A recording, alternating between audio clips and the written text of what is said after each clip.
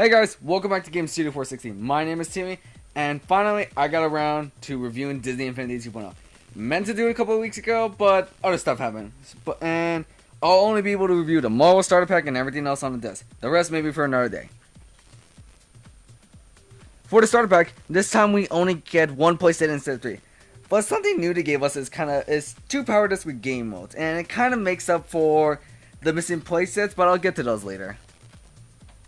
The Avengers playset seems all too similar to the Incredibles playset, whereas to save the city and defeat the villain. Kind of boring, but you can deal with it. There are still missions and challenges around the city that you can do, with a couple new types of missions, but nothing really new or special. They removed the red and green capsules throughout the world, so no more grabbing a bunch of random and useless collectibles. But something new they gave us was a bunch of boxes, which is kind of does the same thing, because I haven't figured out what collecting the boxes even do. And this is a really cool one. Crossover tokens. Crossover tokens are basically, if you collect all the tokens in that playset, you can bring other characters from other playsets to that playset. And they even come with their own exclusive missions. This is actually a really cool idea. Though there isn't a lot that's new within the Avengers playset besides really crossover tokens and a couple new types of missions, it's still fun to run around and be in, and yeah, I like it. The toy box is still massive, which is no surprise. It still works like it did in 1.0 with some improvements. One new improvement I like is it has a really solid tutorial to get you down with the basics on how to create what you want. Another thing I'm really glad for is that they got rid of the toy vault, the one where you have to spend your tokens and get a bunch of random toys. Yeah, no more of that crap. Now you get an in-game store where you spend your sparks and buy the toys you want. The only problem with it is it's kind of grindy. You're gonna kind of need to spend a lot of time collecting sparks and get some of the expensive toys, and hell, even all the toys if you really want to. But it's definitely a much better improvement than the random toy vault. Along with all these new toys that you can mess around with, you can even buy the toys you didn't have in 1.0, so you're not really missing out. You can actually go ahead and collect everything from both games. The interior is a new area for the toy box. It's basically your home for the game. All you really do is customize the inside of your house, which is pretty cool. I don't see that a lot in games, and it's actually very enjoyable to customize my house in the game with lots of different customizable options, and I really do enjoy it. The community maps in this game are still pretty awesome to mess around on. There's some really great builders still, and I really like that. What I do really like also is now the creator can even put in-game text on the screen to tell you what to do next or what's happening, and that's really nice for me since I kind of got stuck a lot in some of the community maps for 1.0. So this is a nice thing for me.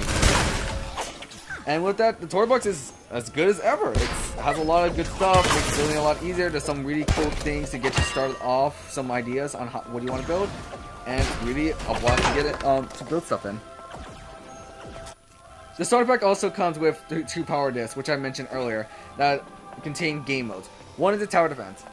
You can take about 5 to 6 hours, maybe completing all these maps it comes with, and then you have the infinite survival mode. It's a really nice bit they have the infinite survival. I was really glad they actually made it so I can continue playing it, because I really did enjoy playing a tower defense game mode. Though the infinite survival mode is kind of hard and it's really surprising that it's a lot challenging than other tower defenses I played, it's still fun to mess around in. The other game mode is the dungeon crawler one, like the Diablo games, and it also takes about 5 hours to complete all its maps. And then it doesn't have a survival mode, but it does have something a little different. Its final mode gives you 50 rounds of maps that you have to clear out to beat. And the really only negative with this is that it's really long. It takes about 3.5 hours to complete the entire thing. And near the end, it gets really frustrating because the enemies become very powerful and have a lot of health. And it just takes a long time to bring them down.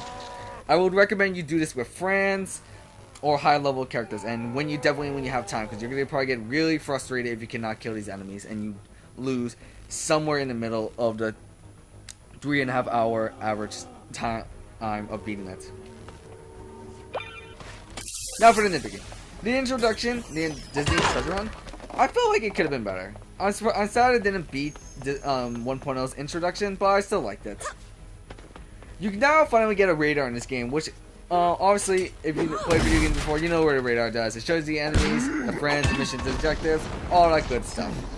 The flying in this game is solid. I love flying as Thor and Iron Man, and it's really nice to get around the places a lot faster with flying characters, since the Avengers playset and hell, your toy box are pretty large. I can't say much about power discs in general, especially the ones here in 2.0 that give you allies and special abilities, since I don't have any, so I'm just gonna leave that as it is, with me not knowing anything about it. I really wish there was matchmaking in this game. I kinda hate that I don't have any friends who owns this game also, and it's kinda lonely to play by myself most of the time, but I can understand why they wouldn't do matchmaking, since there are people who would go around and ruin other people's toy boxes, but it would be nice to have matchmaking so I could pair up with some random people and create worlds with them also. Now, this is a really nice one I like.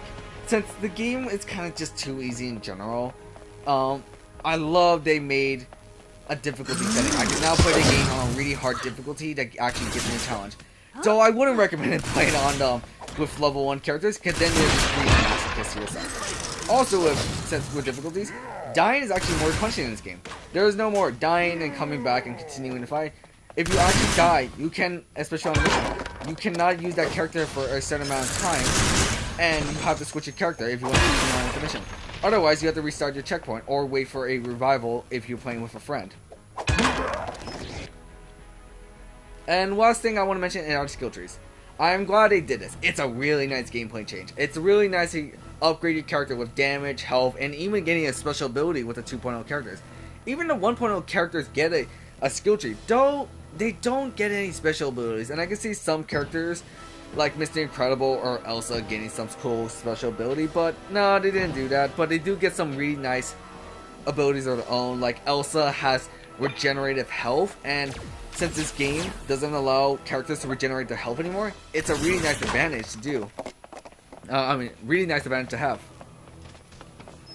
And I think I covered my nitpicking. A couple of final notes I want to leave on is, one, well, these are for my friends that wanted me to say, is like, 1, Elsa is OP, which is very true. She is really OP. 2, exploration survival mode is kind of annoying, especially if you lose somewhere in the middle. Because when me and my friend did it, we were 2.5 hours in, and when we lost, we got kind of mad. And 3, this is related to the exploration survival mode again. Tank armor droids are really annoying. The big droids from the incredible playset that shoot the lasers.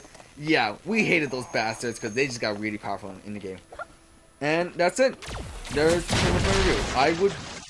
Disney Infinity, it really is a great game. There is a lot of things I really enjoy about this game.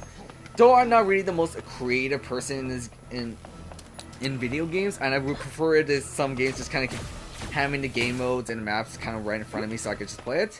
I still like the game. There are not a lot of problems with this game. I really can't think of a lot of things I hate about this game. So with that, I have give this game a 9 out of 10. 1, I don't do like 8.5 ratings or 7.2 ratings because those kind of annoy me and those are kind of stupid. And 2, like I said, there's just really not a lot of things I hate about this game. It's really is a good game and it's really well made. I recommend it when you get the chance. Play the game with some friends if they have it or if you have it, because you will have a blast playing with them.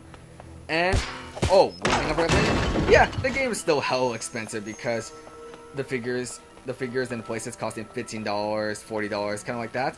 But it's worth it.